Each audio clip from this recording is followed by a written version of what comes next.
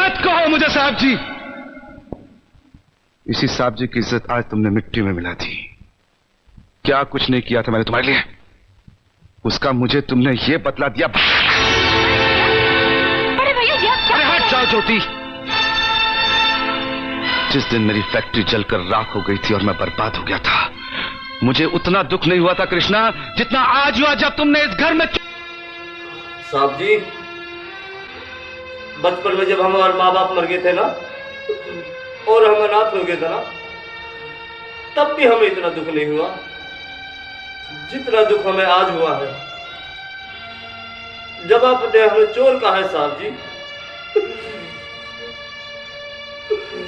आपने हमें चोर कैसे कहा साहब जी? और ज्यादा सफाई देने की जरूरत नहीं है। दूर हो जा, मेरी नजरों से दूर हो जा। निकल जा इस घर से। अरे घर से ही क्या, इस गांव को ही छोड़कर चले जाएंगे। अरे मुझे अनाथ का क्या, काट लेंगे अपनी जिंदगी कहीं भी।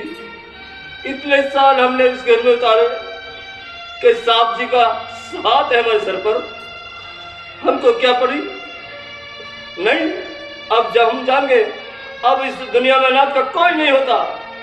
अब हम जा रहे हैं साहब जी। निकल जा।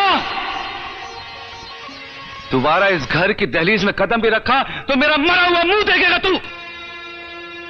अरे नहीं नहीं, अरे मुझे नौकर के लिए अपने दिल को दर्द देने की जरूरत नहीं है। मैं कदम भी नहीं रखूंगा यहाँ पे।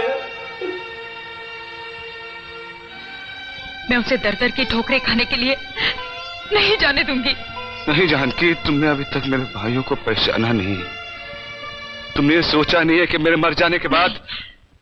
ऐसा मत कहिए। हाँ जानकी, मेरे मर जाने के बाद इस घर में उस गरीब की क्या हालत करेंगे ये तुमने सोचा नहीं। अरे वो इस घर में रहकर समझ नहीं सकता क्योंकि उसके दिल में मैल नहीं है। लेकिन उसे भेजना भी है तो ऐसे ही क्यों? दूसरा तरीका उसकी समझ में नहीं आएगा जानकी, और वो हमारा दामन छोड़ के कभी नहीं जा पाएगा। अरे साहब जी, जिन हाथों से मारा है उन हाथों से आशीर्वाद तो दे दो। अच्छा बड़ी मालकिन, कम से कम तुम तो आशीर्वाद दे दो।